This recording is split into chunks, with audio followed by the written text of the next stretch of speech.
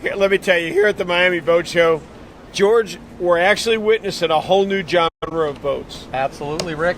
This is the Grady-White's newest model, the flagship for them. It's a 456. This boat is an absolute beast of a boat. JB's going to tell us a little bit about it. We're going to show you on this really, really impressive boat. How you doing, buddy? I'm good, guys. How are you? We'll start with the basics. So we got a 45 center console, 45 feet long, 14-foot beam, 1,616 gallons of fuel, quad Yamaha. That's right. 1,606. 616. Ooh, man, we're already starting to blow it up here a little bit. Yeah, that's all right. Well, it's okay. It might as well have 1,600. That's right. That's it's right. Not true. It ought to be. Quad Yamaha 350s. It's got a 12 kilowatt Fisher Panda generator that holds 30 gallons of diesel fuel, 80 gallons of fresh water on board. Those are just some of your basic specs. You know, tell our people out at Facebook, you know, who are you targeting with this boat? This is a completely different animal from a lot of the boats that you're seeing. Center consoles are getting bigger, but you see a lot of racy, open center console boats. This is a sport fishing yacht. Right. Who are you looking after? So it's kind of a combination. You know, it's that guy that's got a 37 center that maybe wants to step up. And it's also that guy that's got a small sport fisher that wants to deal with a little less maintenance. He wants to have outboards instead of inboards. He can still do everything he wants to do. It's that combination, like you said, of luxury yacht and outboard sport fisher. George, you nailed it. It's an outboard sport fishing yacht. Now, what I mean by that is anybody can build a big center console. Everybody is building big center consoles, as we know.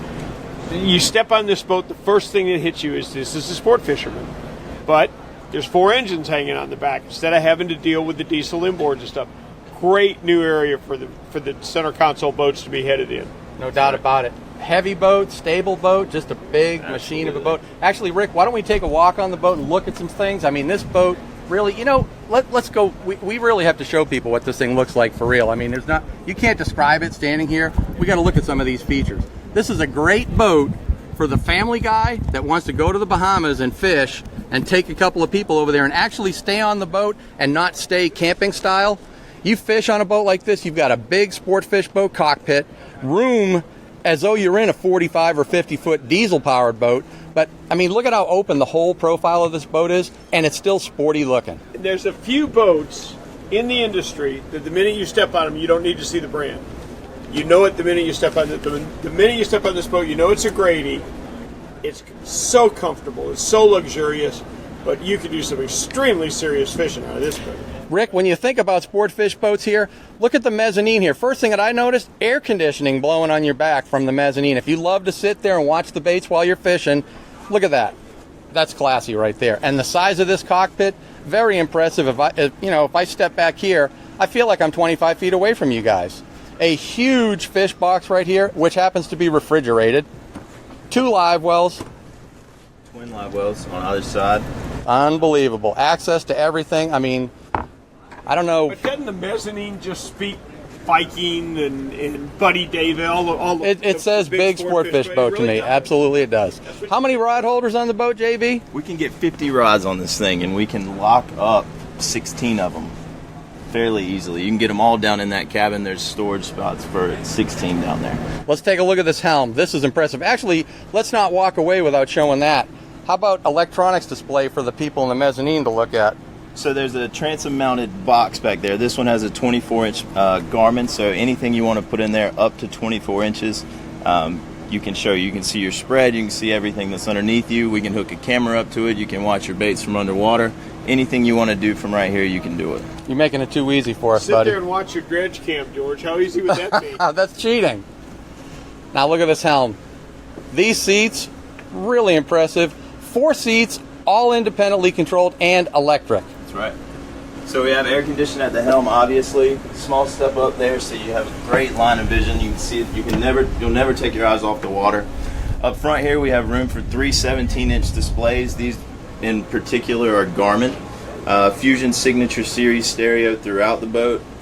Also access to your C-Zone digital switching system, zip weight trim control system, and your Seakeeper controls as well at the helm. What great visibility from the helm here too.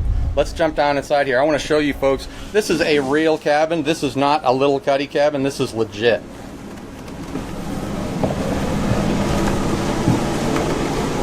Man. JB, I could spend a weekend on this thing. That's right.